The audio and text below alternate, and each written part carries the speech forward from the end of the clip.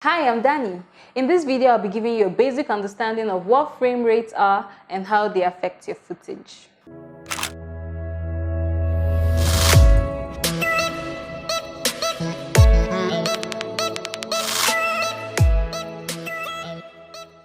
First of all, a video is just a series of still images known as frames. Now, how many of these images your camera captures per second is what is known as frame rate, popularly abbreviated to FPS. Now, the more images captured per second, the smoother the motion and the better the slow motion. Cameras come with multiple frame rate options, but the standard ones are these: 24 frames per second. This is your cinema standard. 30 frames per second. This is your TV standard.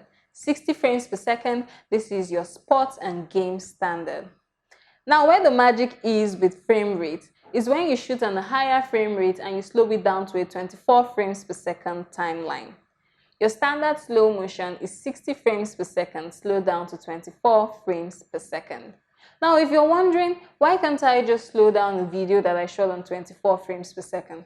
Well, that's because if you do that, you don't have extra frames to build in when drawing out your footage. Let me show you what I mean.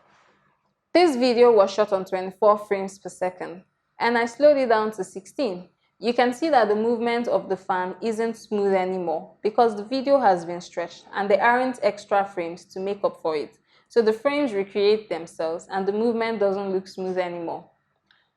This one was shot on 60 frames per second and was slowed down to 24 frames per second. You can see that the slow motion is nice and the picture looks really good and dramatic. This one was shot on 120 frames per second and slowed down to 24 frames per second. Now, this is your cinematic slow motion. Look how extremely nice and buttery smooth it is. This clip in my short film Wild Thoughts was shot on 60 frames per second and slowed down to 24 during the editing process to make it more dramatic and emotional.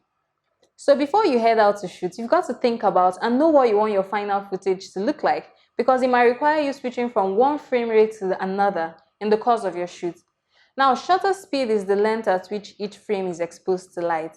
It's advisable for you to set your shutter speed at twice your frame rate and to never set it lower than your frame rate. I hope this video has been useful to you. Till next time, thank you for watching.